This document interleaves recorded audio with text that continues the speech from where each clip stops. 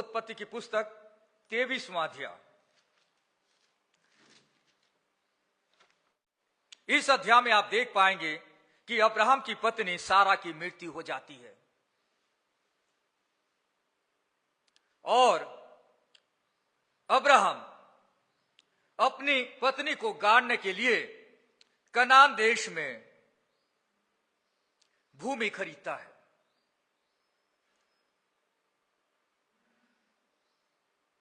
कब्रिस्तान हेतु भूमि खरीदता है। उसका वर्णन इस अध्याय में किया गया है। टोटल इस अध्याय में 20 पद है और उसमें से मात्र 2 पद हैं जो अब्राहम की भावना को प्रकट करता है जब उसकी पत्नी सारा की मृत्यु हो जाती है। और उसके बाद टोटल 18 पद कैसे एक प्लॉट को खरीदा जाता है, कब्रिस्तान के लिए भूमि खरीदी जाती है, उसका जिक्र है। यानी मात्र 2 पद सारा की मृत्यु के बारे में है और अब्राहम का उसके साथ जो फीलिंग जुड़ा हुआ है उसके बारे में है। बाकी 18 पद अब्राहम की पत्नी को उस जमीन में गाड़ने से जुड़ी बातों का जिक्र करता है। पैसेज थोड़ा अलग टाइप का है। चैप्टर 22 में हम देखते हैं, एक अध्याय पहले अब्राहम विश्वास की परीक्षा में पास हो जाता है और परमेश्वर की आज्ञा मानकर अपने बेटे को सैक्रिफाइस करने के लिए तैयार हो जाता है। और वो इसलिए कर पाया क्योंकि उसने आज्ञाकारिता को परमेश्वर की आराधना करना समझा। उसने आज्ञाकारिता में परमेश्वर के बड़े प्रबंधन को देखा और इस आज्ञाकारिता के कारण में उसे आशीष मिली। उसके बाद हम अध्याय 23 में देखते हैं कि उसकी पत्नी सारा की मृत्यु हो जाती है। क्योंकि अब्राहम अपने देश को छोड़कर परमेश्वर के द्वारा बताए गए देश में परदेशी होकर रहता था, कनान देश में, इसलिए उसके वहां मृतक को गाड़ने के लिए, दफनाने के लिए भूमि नहीं थी। इसलिए इस अध्याय में वो अपनी पत्नी को दफनाने के लिए उस देश में भूमि खरीदता है और अपनी पत्नी सारा को मिट्टी देता है। सबसे पहले हम इस टेक्स्ट को, इस पाठ को पढ़कर समझेंगे और उसके बाद हम देखेंगे कि हम इस पाठ से क्या सीख सकते हैं। 23वां अध्याय 1 और 2 पद में हम देखते हैं अब्राहम का दुखी होना। देखिए, पढ़ते हैं। सारा 127 वर्ष की अवस्था को पहुंची और जब सारा की इतनी आयु हुई तब वो किरियत अरबा में मर गई। यह कनान देश में है और हेब्रोन भी कहलाता है। इसलिए अब्राहम सारा के लिए रोने पीटने को वहां गया। पूरे बाइबल में सारा ही एक ऐसी महिला है, सारा ही एक ऐसी स्त्री है जिसकी उम्र बताई गई है मृत्यु के समय कितनी थी पूरे बाइबल में। जब सारा की मृत्यु हुई तब उसकी उम्र 127 वर्ष की थी। और यहां पे लिखा है कि उसके बाद अब्राहम सारा के लिए रोने पीटने को वहां गया, दुख मनाने के लिए वो वहां पर जाता है। हो सकता है कि वो कहीं बाहर था और उसे पता चला कि आपकी पत्नी की मृत्यु हो गई है, तब वो अपनी पत्नी के पास जाता है और दुख मनाता है। उसके बाद पद 3 से लेकर पद 20 तक आप देखेंगे, सारा की मृत्यु के बाद कब्रिस्तान हेतु भूमि की खरीदी का जिक्र वहां पे किया गया है। Property for a burying place. उसकी पत्नी को गाड़ने के लिए जो भूमि चाहिए उसका जिक्र 18 पदों में किया गया है। सारा की मृत्यु के बाद अब्राहम के सामने पराये देश में एक बड़ा क्वेश्चन था। यह एक प्रैक्टिकल क्वेश्चन था। क्वेश्चन था कि मैं अपनी पत्नी को कहां गाड़ूं, क्योंकि उसके पास जमीन नहीं थी उस देश में, उसके पास भूमि नहीं थी। न सिर्फ वो अपनी पत्नी के बारे में सोच रहा है, पर जब उसकी भी मृत्यु होगी तब उस पराये देश में भूमि कहां मिलेगी। Where shall I bury Sarah? Where shall I be buried? दोनों बिग क्वेश्चन उसके सामने थे, दोनों प्रश्न थे, कहां मैं अपनी पत्नी को गाड़ूं और मेरे मरने के बाद मुझे कहां गाड़ा जाएगा। 3 और 4 पद में हम देखते हैं, अब्राहम सौ से उठकर उस देश में रहने वाले हित्ती लोगों से कुछ कहने लगता है। देखिए पद 3 और 4। तब अब्राहम सौ के पास से उठकर हित्तियों से कहने लगा। अब अब्राहम की पत्नी सारा मर चुकी है। वो उठा, जो हित्ती लोग रहते थे उस देश में, उनसे वो कहने लगा। हित्ती लोग कौन है? अगर आप चार्ट को पढ़ेंगे, रूपरेखा पढ़ेंगे उत्पत्ति की पुस्तक 10वां अध्याय में, आपको पता चलेगा कि जो कनान के जो वंशज हैं वे हित्ती लोग हैं, जो कनान देश में रह रहे थे। तो वो उन हित्तियों के पास जाता है और वो उनसे कुछ कहता है। 4, मैं तुम्हारे बीच में अतिथि और परदेशी हूं, मुझे अपने मध्य में कब्रिस्तान के लिए ऐसी भूमि दो जो मेरी नीज की हो जाए, कि मैं अपने मृतक को गाड़ कर अपनी आंख की ओट करूं। वो रिक्वेस्ट करता है, मैं तो आपके देश में एक अतिथि हूं, एक परदेशी हूं, मेरे पास अपना खुद का कुछ नहीं है, खुद की जमीन नहीं है, खुद की भूमि नहीं है। आज मेरी पत्नी मर चुकी है, मुझे यहां पर गाड़ना है। इसलिए वो उससे रिक्वेस्ट करता है कि कब्रिस्तान के लिए मुझे भूमि दे दो। पद 5 में हित्तियों ने अब्राहम से कहा, हे हमारे प्रभु, हमारी सुन, तू तो हमारे बीच में बड़ा प्रधान है, हमारी कब्रों में से जिसको तू चाहे उसमें अपने मृतक को गाड़। हम में से कोई तुझे अपनी कब्र के लेने से न रोकेगा कि तू अपने मृतक को उसमें गाड़ने न पाए। तब हित्ती लोग कहते हैं कि हे हमारे प्रभु, हे हमारे मालिक, तू सुन,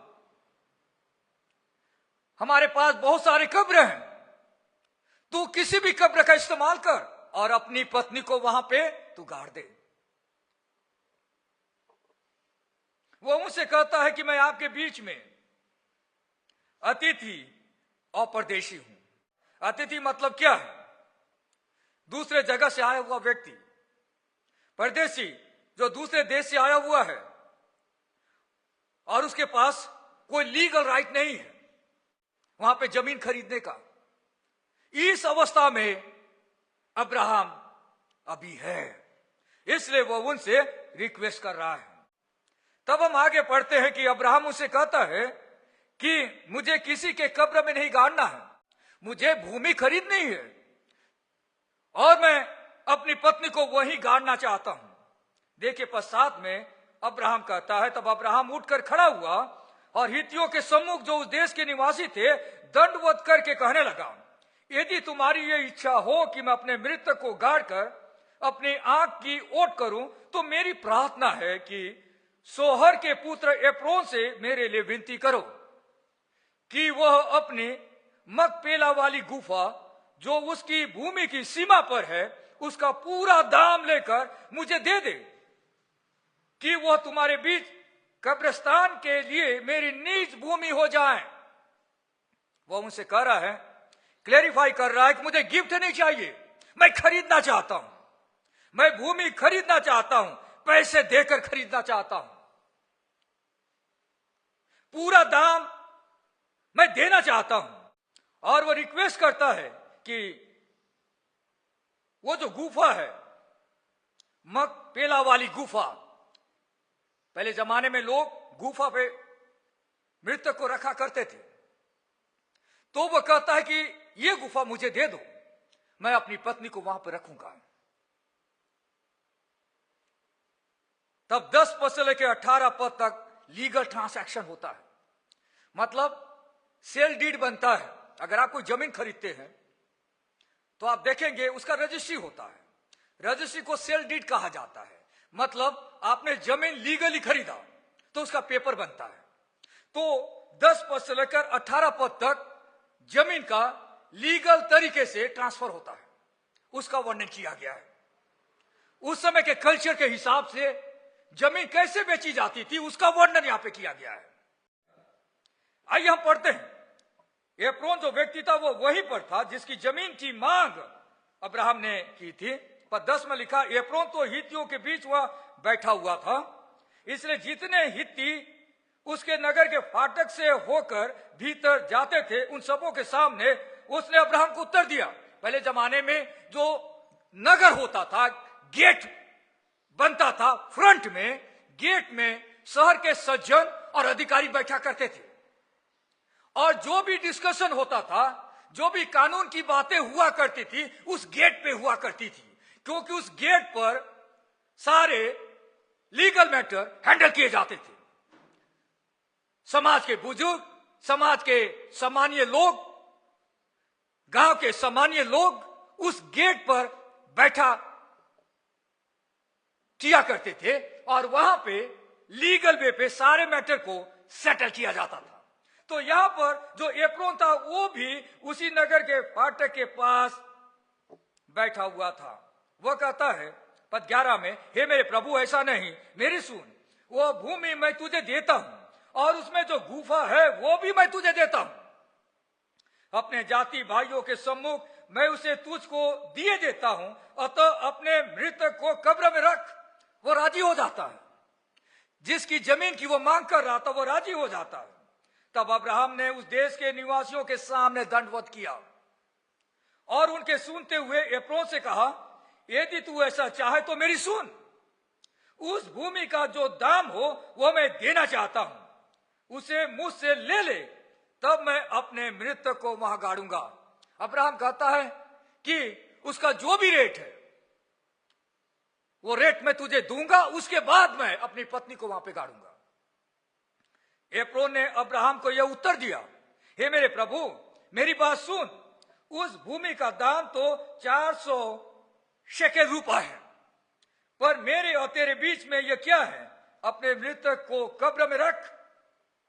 अब्राहम ने एप्रोन की मानकर उसको उतना रुपया तोल दिया जितना उसने हित्तियों के सुनते हुए कहा था, अर्थात 400 ऐसे शेकेल जो व्यापारियों में चलते थे। उस समय जो शेकेल चला करता था उतना शेकेल देकर वो उस जमीन को खरीद लेता है।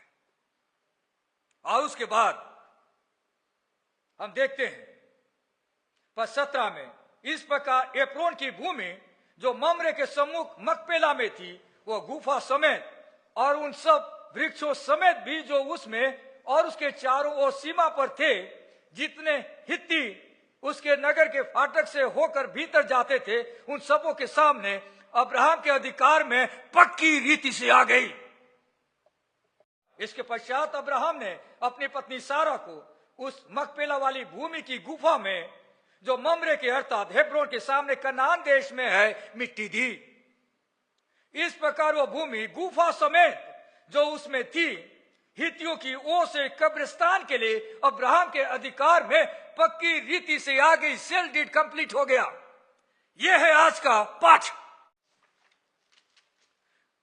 आज की इस पाठ से हम लोग क्या सीख पाएंगे? जब हम इस घटना को सुन रहे तो ऐसा लग रहा है कि अब्राहम की पत्नी की मृत्यु हो गई, उसके लिए जमीन खरीदा गया और उस जमीन में अब्राहम ने अपनी पत्नी को गाड़ दिया, कब्र में रख दिया। That's all. जब परमेश्वर ने इस अध्याय को 22वां अध्याय के बाद दिया है तो इसके पीछे कुछ पर्पस है, इसके पीछे योजना है जो परमेश्वर अपने लोगों को बताना चाह रहा था, जो आज मैं आपको बताने का प्रयास करूंगा। सारा की मृत्यु के बाद अब्राहम यह नहीं सोच रहा है कि मैं अपने देश में वापस जाऊं, जहां से वो आया था, जहां पर उसके रिश्तेदार रह रहे हैं, और वहां पर अपनी पत्नी को ले जाकर गाड़ दूं। ध्यान से सुनिएगा। कई सारे लोग प्रभु के पीछे चलना चालू करते हैं, पर किसी की मृत्यु पर या गाड़ने की भूमि की समस्या को देखकर वापस उसी स्थान पर लौट जाते हैं जहां से बाहर आए रहते हैं। प्रैक्टिकल क्वेश्चन है। आज बहुत सारे लोग हमारे इस शहर में, हमारे राज्य में, हमारे देश में, जब उनके जीवन में एक बड़ी समस्या आती है, डेथ को लेकर, मृत्यु को लेकर, तो वे वापस अपना पुराना जीवन को अपना लेते हैं, वापस अपना पुरानी जीवन शैली को अपना लेते हैं और उसी जगह चले जाते हैं जहां पे उस समाज में उन्हें, उनके परिवार के जो लोग मर गए हैं, उनके क्रिया कर्म को करने के लिए अनुमति मिल सके। जब मैं और आप प्रभु के पीछे चलना चाहते हैं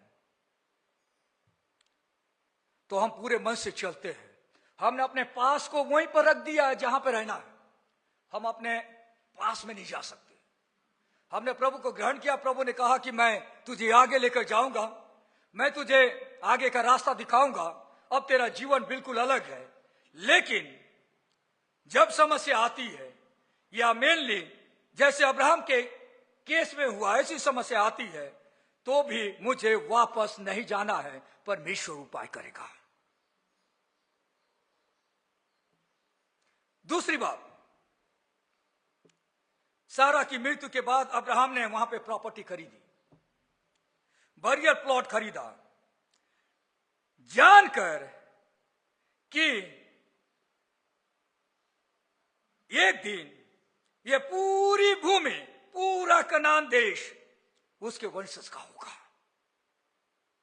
परमेश्वर की प्रतिज्ञा पर उसने भरोसा किया और उसने वहां पे भूमि खरीदी, जानकर कि परमेश्वर ने प्रतिज्ञा की है, एक दिन न सिर्फ यह छोटा सा टुकड़ा, पर पूरा देश अब्राहम के वंशज का होगा। और उसको ध्यान में रखकर उसने बरियर प्लॉट को सिक्योर किया कनान देश में। अब्राहम ने अपने विश्वास को दिखाया। उसने अपने विश्वास को दिखाया कि मेरा प्रभु कहता है कि यह देश मैं तुझे और तेरे वंश को दूंगा, इसलिए मैं यहीं पे रहूंगा, और मेरी पत्नी की मृत्यु होने के बावजूद भी मैं यहीं पे भूमि खरीद कर अपनी पत्नी को यही गाड़ूंगा, क्योंकि मेरा परमेश्वर प्रतिज्ञाओं में सच्चा है। उसने विश्वास किया सारा को यहीं पे गाड़ दिया जाएगा, और उसके बाद उसके लिए भी वहीं पर कब्र खुदेगी, और यह पूरा देश एक दिन परमेश्वर के लोगों का हो जाएगा। और इसको ध्यान में रखकर उसने उस देश को अपना होमलैंड मान लिया।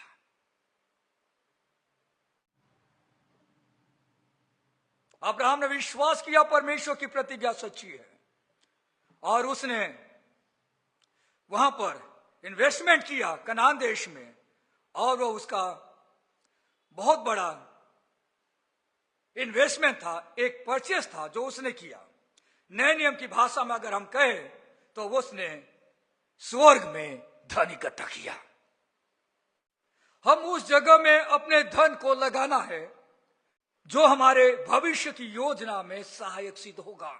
ध्यान से सुनिएगा, बहुत बड़ा एप्लीकेशन है, मेरे और आपके लिए सीख है। हम उस जगह में अपने धन को लगाएं जिस जगह में हमारे भविष्य की योजनाएं कार्यान्वित होगी।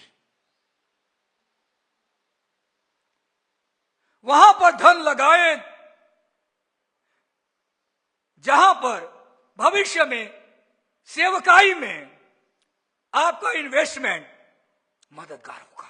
मेरे प्रियो, मुझको और आपको परमेश्वर जब अनुग्रह देता है कि हम कुछ जगह पे इन्वेस्टमेंट करें तो उस जगह पे इन्वेस्टमेंट करें जहां पर भविष्य में हमारे कार्य के लिए, हमारी सेवकाई के लिए, परमेश्वर के नाम को ऊंचा उठाने के लिए वो इन्वेस्टमेंट मददगार होगा, स्वर्ग में धन इकट्ठा करने में सहायक होगा। ब्लाइंडली किसी भी जगह पर अपने धन का इन्वेस्टमेंट मत करें। Where we invest our money demonstrates where we plan to spend our future. जब हम छोटे थे तो एक किताब पढ़ा करते थे। जब हम स्कूल डेज में थे तो शुरू से ही हमारे जो पासबान थे हमें मिशनरियों की बायोग्राफी सिखाया करते थे। उसमें से एक बायोग्राफी आज भी मुझे मालूम है। वहां पर हमने 5 लोगों के बारे में पढ़ा था जो इक्वाडोर करके जगह है, वहां पर जाके प्रभु के लिए शहीद हो गए। अनजान जगह में उन्होंने सुसमाचार बताया, वहां के लोगों ने उन्हें मार दिया। उनमें से जिसकी मौत हो गई थी एक सेवक जिसका नाम है जिम इलियट। ये बहुत ही फेमस व्यक्ति है, बड़े बड़े मिशनरीज इसकी बायोग्राफी को पढ़ते हैं, पास्टर्स पढ़ते हैं, अपने आप को इंस्पायर करते हैं, कलीसियाओं को इंस्पायर करते हैं, विश्वासियों को इंस्पायर करते हैं कि आप कहां इन्वेस्टमेंट करते हैं। उस व्यक्ति ने इस प्रकार कहा, जिम इलियट ने इस प्रकार कहा, इंग्लिश में मैं पहले बोल देता हूं, उसके बाद हिंदी में आपके लिए अनुवाद करूंगा। He is no fool who gives up what he can not keep to gain what he can not lose. He is no fool who gives up what he cannot keep to gain what he cannot lose. क्या मतलब है इसका? वह कहता है वो मूर्ख नहीं है जो वो त्याग देता है जिसे वो रख नहीं सकता, ताकि वो पा सके जिसे वो खो नहीं सकता। इस लाइन में बहुत बड़ा मीनिंग है। वो मूर्ख नहीं है जो वो त्याग देता है, छोड़ देता है जिसे वो रख नहीं सकता, ताकि वह पा सके जिसे वो खो नहीं सकता। मेरे प्रियो, मैं और आप इस दुनिया में जीवन जीते हैं। हम कई सारी चीजों को ऐड करते हैं, जोड़ते हैं, इकट्ठा करते हैं, पर हमें मालूम है कि एक दिन ये सारी चीजें हम छोड़ देंगे। वो कहता है वो मूर्ख व्यक्ति नहीं है जो वो त्याग देता है जिसे वो रख नहीं सकता। उसे मालूम है कि परमेश्वर ने उसे ये चीज दिया है, तब वो मन में डिसाइड करता है कि मैं इस चीज का इन्वेस्टमेंट परमेश्वर के लिए करूंगा, क्योंकि वो जानता है कि मुझे इसे छोड़ देना है, मुझे इसे त्याग देना है, क्योंकि मैं इसे रख नहीं सकता, ताकि वो पा सके जिसे वो खो नहीं सकता। जब वो परमेश्वर के कार्य के लिए इन्वेस्टमेंट करता है तब वह चीज पाता है जिसे वो जिंदगी में कभी भी खो नहीं सकता।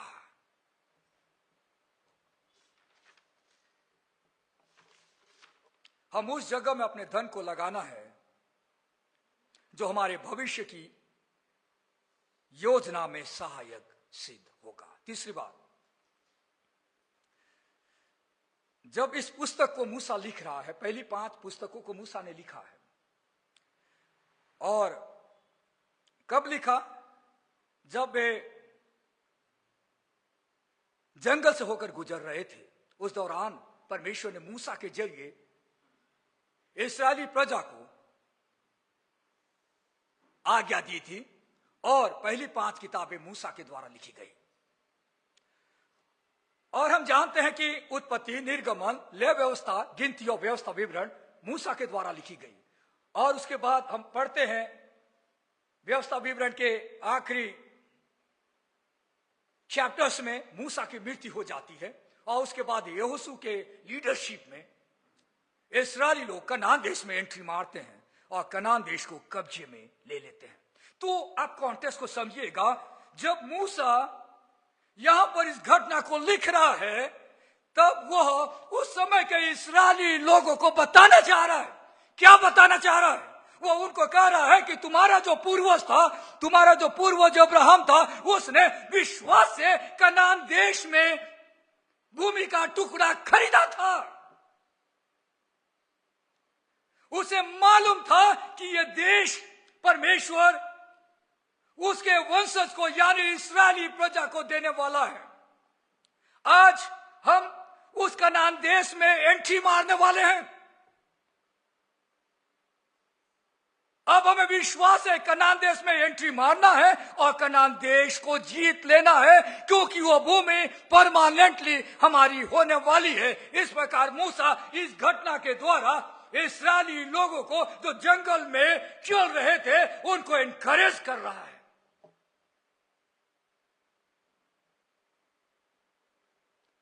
इस्राएली लोग डर गए थे कि कनान देश में बड़े बड़े लोग रहते हैं, ऊंचे पूरे दिल डोल वाले लोग रहते हैं, हम लोग उनको नहीं हरा पाएंगे।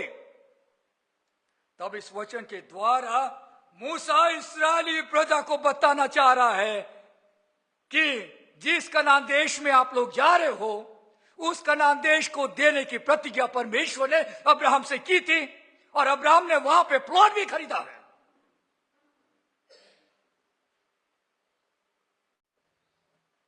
यह पाठ हमें भी प्रोत्साहित करता है कि हम परमेश्वर की प्रतिज्ञा पर भरोसा रखकर आगे बढ़े।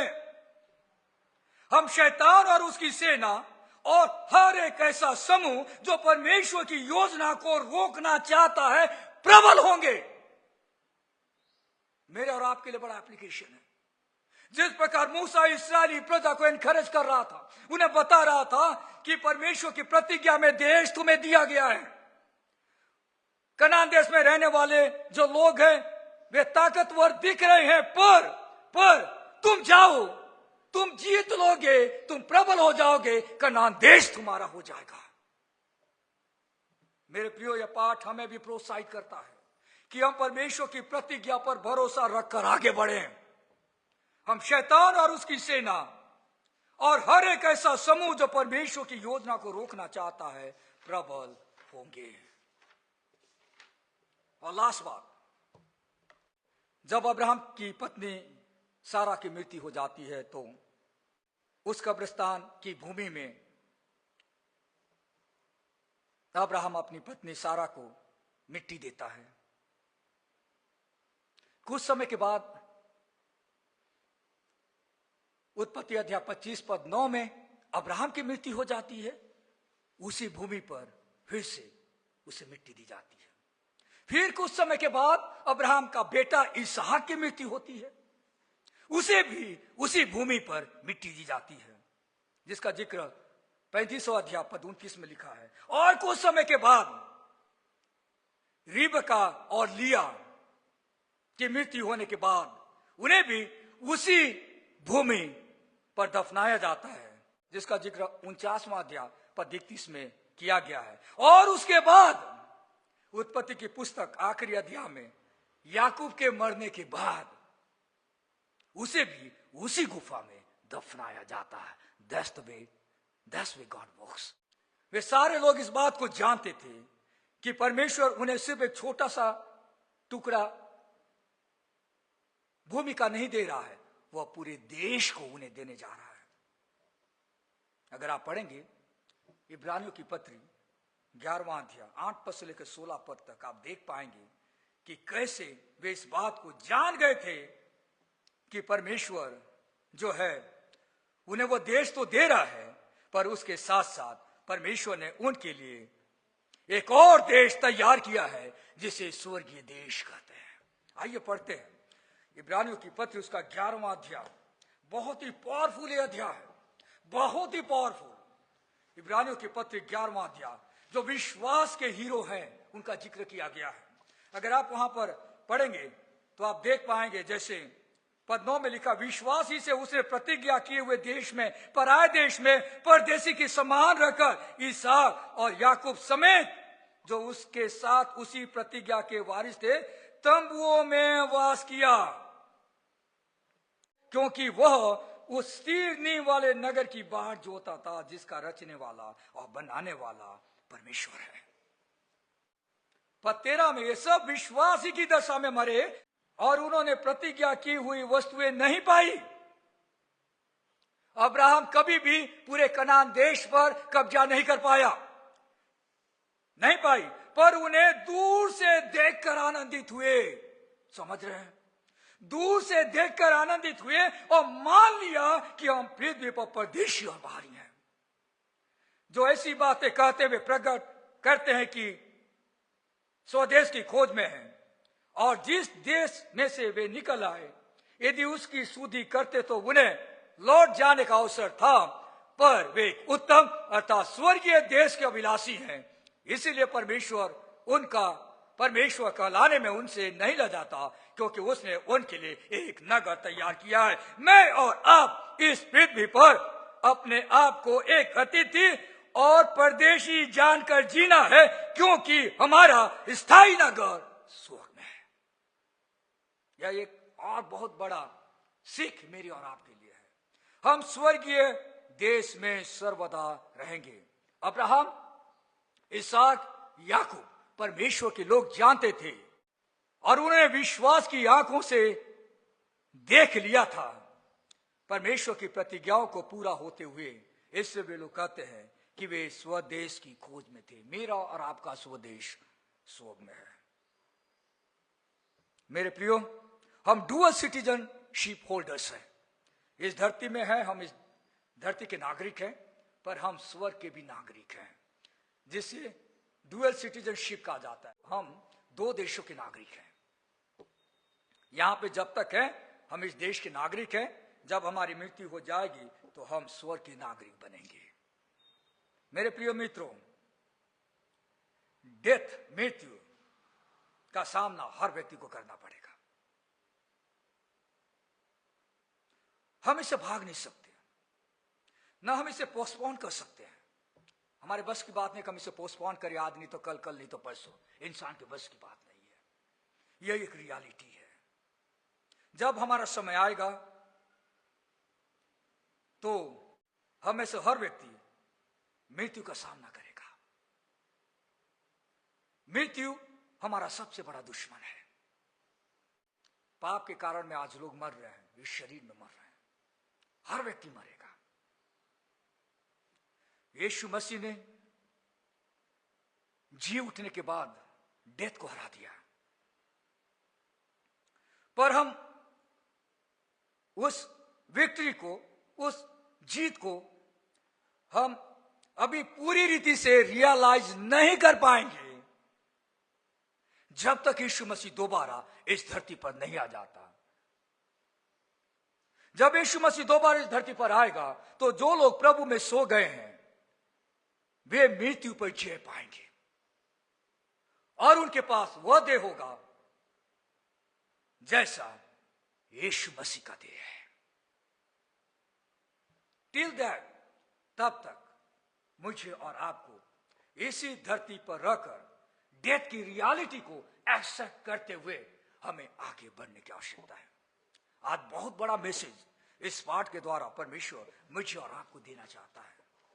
यह एक ऐसा पाठ है जो मुझे और आपको बार बार बताते रहता है कि डेथ एक रियलिटी है।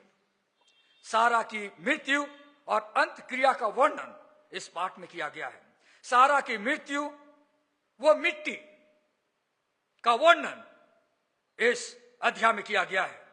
अब्राहम की पत्नी सारा की मृत्यु और सारा को गाड़ने के लिए भूमि का खरीदना का वर्णन हम इस अध्याय में पढ़ते हैं। मेरे प्रियो, परमेश्वर मुझे और आपको बताना चाहता है कि जब हम प्रभु के पीछे चलते हैं तब अगर किसी की मृत्यु हो जाए या गाड़ने की भूमि की समस्या सामने आ जाए तो वापस अपने पुराने समाज में न लौटे जहां से हम बाहर निकले हैं। दूसरी बात, हम उस जगह में अपने धन को लगाएं जो हमारे भविष्य की योजना में सहायक सिद्ध होगा, जिसका लॉन्ग लास्टिंग रिजल्ट आप अपने लाइफ में देखेंगे और परमेश्वर की सेवकाई को बढ़ते हुए आप देख पाएंगे। वहां पर आपको अपने धन का इन्वेस्ट करना है।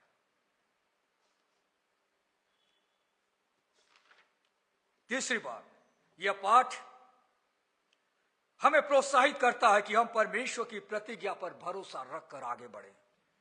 हम शैतान और उसकी सेना और हर एक ऐसा समूह जो परमेश्वर की योजना को रोकना चाहता है प्रबल होंगे।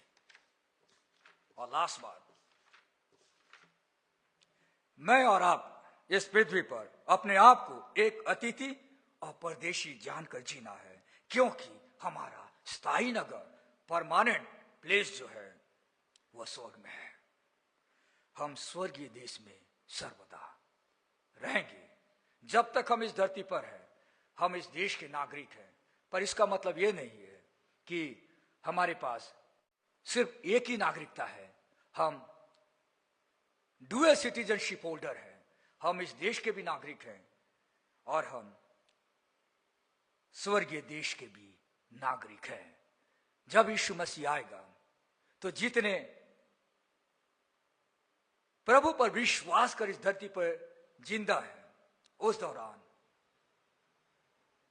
वे उठा लिए जाएंगे, और जितने प्रभु में सो गए हैं वे मृत्यु से बाहर निकलेंगे नई देह के साथ, और वे यीशु से बीच बादल में मुलाकात करेंगे।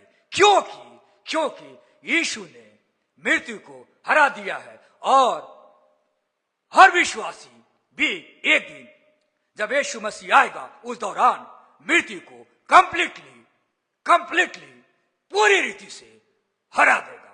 आइए प्रार्थना करें। प्यारे परमेश्वर पिता, हम धन्यवाद देते हैं सुंदर वचन के लिए।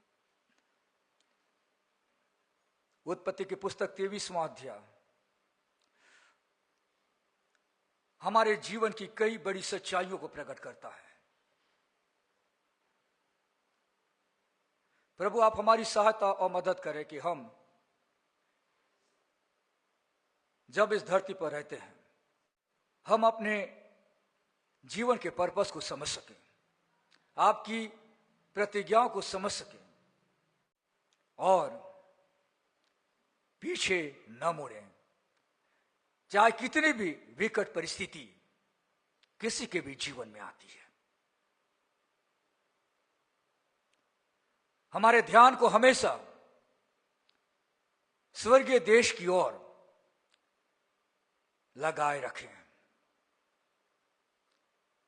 विश्वास से हम आपकी प्रतिज्ञाओं को सामने रखकर जीवन जी सके। आप सहायता और मदद करें। वचन के द्वारा बातचीत करने के लिए हम आपको धन्यवाद देते हैं, और हमारे एकमात्र उद्धारकर्ता प्रभु यीशु मसीह के नाम से हम इस प्रार्थना को मांगते हैं। आमीन।